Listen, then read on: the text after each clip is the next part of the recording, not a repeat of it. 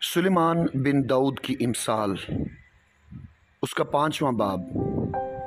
اے میرے بیٹے، میری حکمت پر توجہ کر، میرے فہم پر کان لگا، تاکہ تو تمیز کو محفوظ رکھے اور تیرے لب علم کے نگہبان ہوں، کیونکہ بیگانہ عورت کے ہونٹوں سے شہد ٹپکتا ہے اور اس کا منہ تیل سے زیادہ چکنا ہے، پر اس کا انجام ناگدونے کی مانند تلخ اور دو دھاری تلوار کی مانند تیز ہے۔ اس کے پاؤں موت کی طرف جاتے ہیں، اس کے قدم پتال تک پہنچتے ہیں، سو اسے زندگی کا ہموار راستہ نہیں ملتا۔ اس کی راہیں بے ٹھکانہ ہیں، پر وہ بے خبر ہے۔ اس لیے اے میرے بیٹو، میری سنو اور میرے منہ کی باتوں سے برگشتہ نہ ہو۔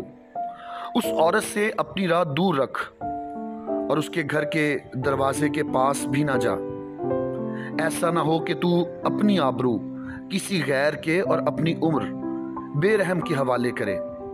ایسا نہ ہو کہ بیگانے تیری قوت سے سیر ہوں اور تیری کمائی کسی غیر کے گھر جائے، اور جب تیرا گوشت اور تیرا جسم گھل جائیں تو تو اپنے انجام پر نوحہ کرے اور کہے، میں نے تربیت سے کیسی عداوت رکھی اور میرے دل نے ملامت کو حقیر جانا۔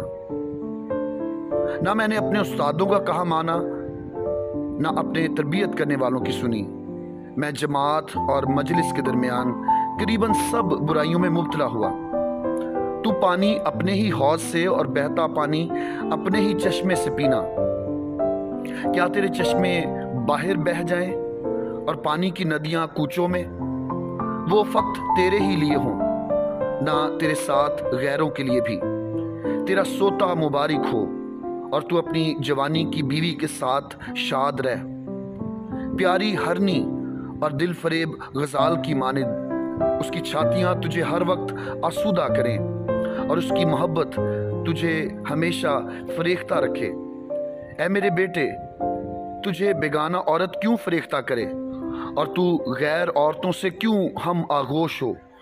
کیونکہ انسان کی راہیں خداوند کی آنکھوں کے سامنے ہیں اور وہی اس کے سب راستوں کو ہموار بناتا ہے۔ شریر کو اس کی بدکاری پکڑے گی اور وہ اپنی ہی گناہ کی رسیوں سے جکڑا جائے گا۔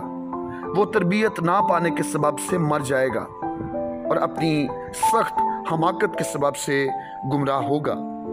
خداوند کے کلام کا پڑھا اور سنا جانا ہمارے لیے برکت کا باعث ہو۔ آمین۔